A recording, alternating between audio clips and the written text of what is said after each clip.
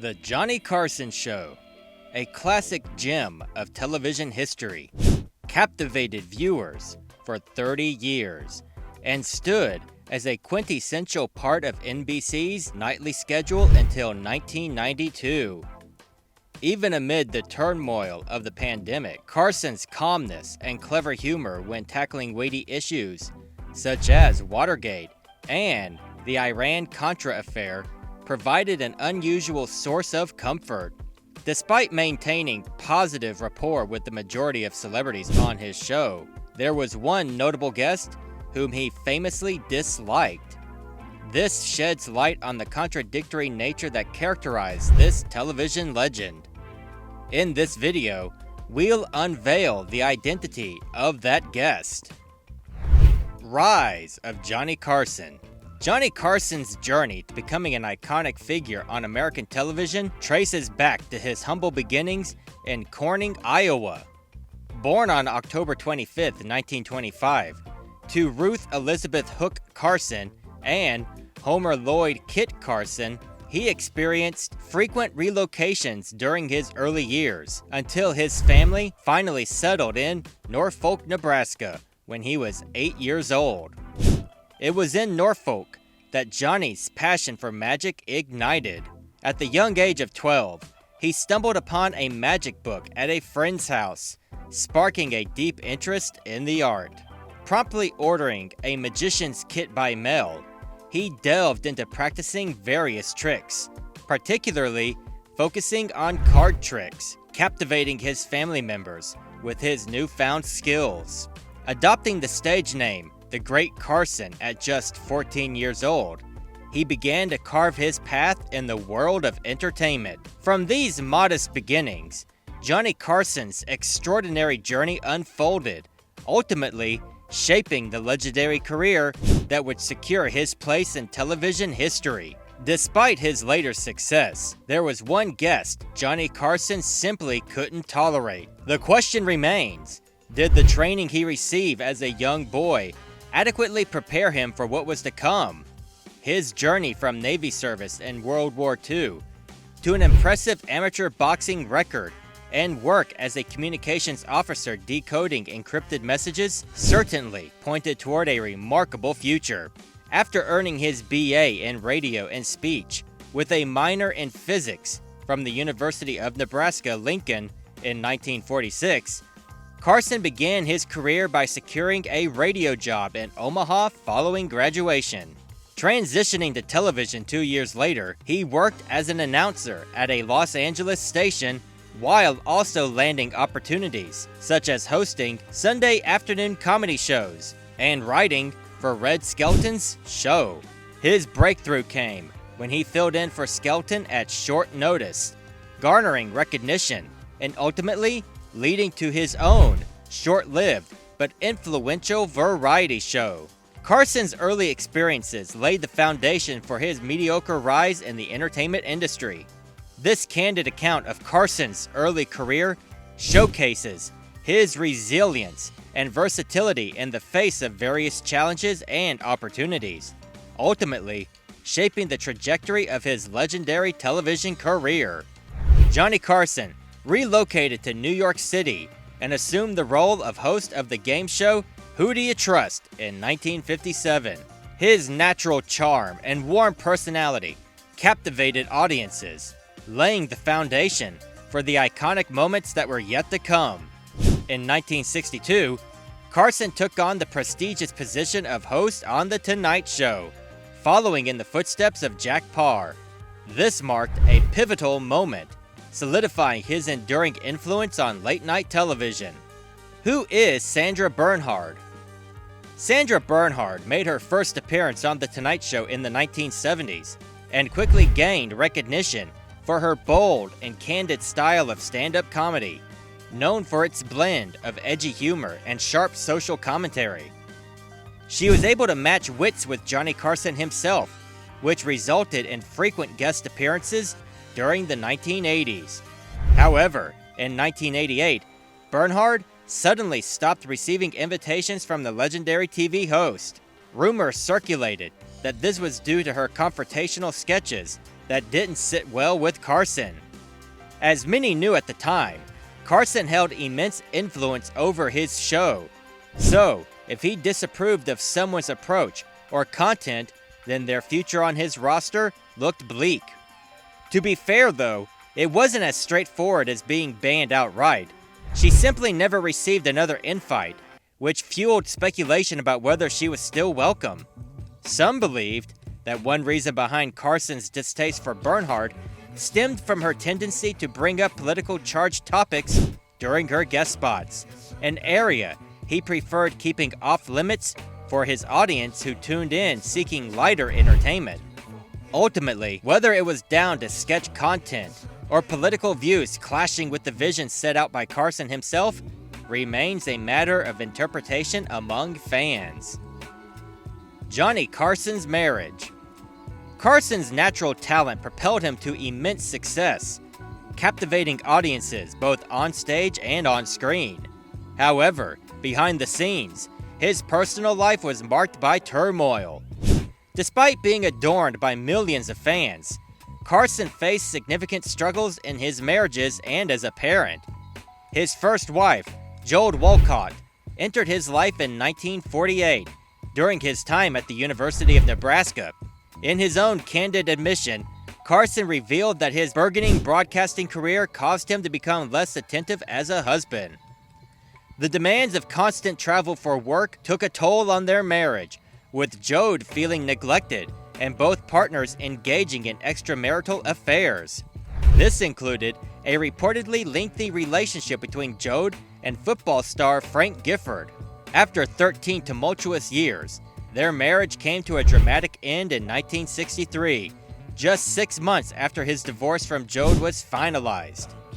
Carson wasted no time and married Joanne Copeland in August of the same year.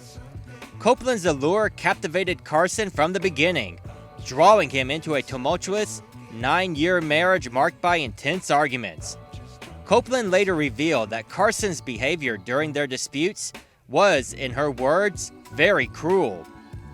These conflicts ultimately took a toll on their relationship, leading Copeland to file for divorce in 1972 on the grounds of mental cruelty.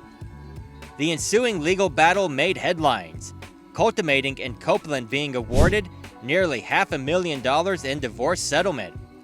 Carson wasted no time in moving on after his divorce from Copeland, swiftly marrying his third wife, Joanne Holland, merely days after finalizing his split from Copeland in September 1972. Holland, a former fashion model turned business mogul with a successful career of her own, entered the picture. However, their relationship soured within a decade amid swirling rumors of infidelity. In yet another expensive divorce, Holland received a hefty $20 million settlement. This experience led Carson to renounce the institution of marriage altogether, condemning it as a costly racket he wanted no part of. However, despite his firm stance against marriage, he found himself drawn to Alexis Moss in the mid-1980s and eventually proposed, despite their significant 26-year age difference. In 1987, Moss, a prominent interior designer and socialite, embarked on her fourth marriage with Carson, despite a significant 26-year age gap. He was 62, and she was 36 at the time of their wedding. Surprisingly, their union turned out to be Carson's longest and final relationship. The couple remained devoted companions until Carson's passing in 2005, at the age of 79. Following her husband's renown as television royalty, Moss chose to maintain privacy after Carson's death and never entered into another marriage. Despite shying away from the limelight, it was evident that she provided much-needed stability for Carson during his later years, something that he had been lacking in his previous marriages. Johnny Carson's professional success on The Late Night Show is well known, but his personal life was marked by strained relationships, especially with his sons. Rick, one of his sons, battled alcoholism and mental health issues during his time in the Navy. Despite this, there was a lack of support from Johnny, as he did not visit Rick, while he was hospitalized in New York. Following in his father's footsteps, Rick pursued a career in television, working on the late-night show Tomorrow with Tom Schneider before advancing to the role of stage manager and associate director. Despite his career accomplishments, Rick faced challenges in securing work after the end of Tomorrow, as noted by friend Andy Friendly. Rick, a well-respected figure in TV production, was also deeply passionate about photography. The Los Angeles Times revealed his love for capturing breathtaking landscapes and natural scenery outside of his professional commitments. However, this beloved hobby sadly intersected with tragedy, contributing to his untimely passing in June 1991 at the age of 39. Reports from the police detailed the heartbreaking circumstances of Rick's accident on Highway 1 near the Pacific Coast. His vehicle tragically veered off the road and tumbled down a barrier, leading to his ejection during the rollover crash. Authorities suspected that Rick may have been distracted while driving, potentially attempting to capture photos.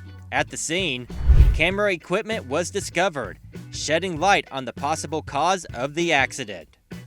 Kathleen Turner and Carson. Kathleen Turner, a highly acclaimed artist, clinched 2 Golden Globe Awards, a Grammy Award, and 2 Tony Awards during her career. She skyrocketed to stardom with her iconic portrayal of Maddie Walker in the 1981 film Body Heat, earning herself the status of a symbol in the 1980s. As her popularity surged, Turner became a sought-after figure on various TV shows and made multiple appearances on The Tonight Show starring Johnny Carson. However, reports surfaced about the actress's allegedly difficult behavior, which contributed to a decline in her popularity. It is said that she didn't fully appreciate late-night talk shows like Carson's, something that irked him since those shows were his main domain. Consequently, he stopped inviting Turner onto his show. On the other hand, Canadian comedian Howie Mandel faced similar difficulties at The Tonight Show. His animated humor didn't sit well with Carson,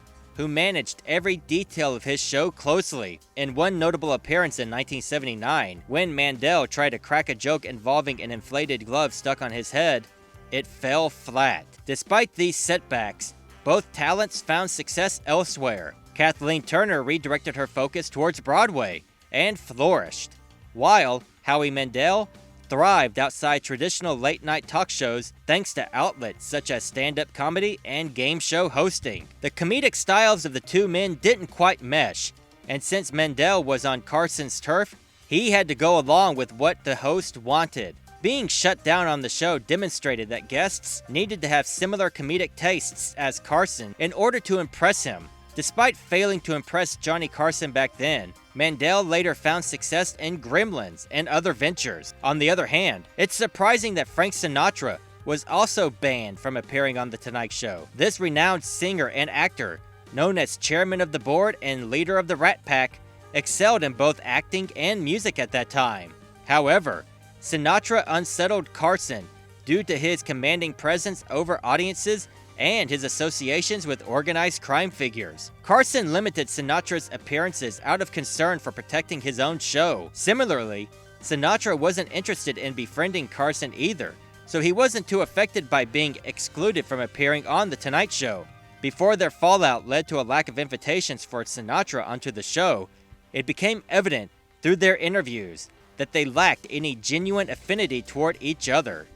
Bob Hope and Carson. Johnny Carson, known for his effortless charm and quick banter with the guests on The Tonight Show, had complex relationships and rivalries lurking behind the scene. One frequent guest who particularly irked Carson was comedian Bob Hope. In Richard Zinn's 2014 biography, Hope, Entertainer of the Century, it's revealed that despite Hope being one of Carson's most regular guests, appearing often to promote his latest projects, Carson privately resented having him on. According to Zinn, Carson found Hope's appearances repetitive and uninteresting, as the comedian relied heavily on pre-planned jokes and gags, instead of engaging in genuine conversation. This creative disparity reflected a deeper rivalry between the two men, as Zinn theorized that their coolness towards each other was in part a reflection of their power struggle at NBC. Despite being able to challenge Hope for clout at the network due to his role as the top late-night host, Carson had to defer frequently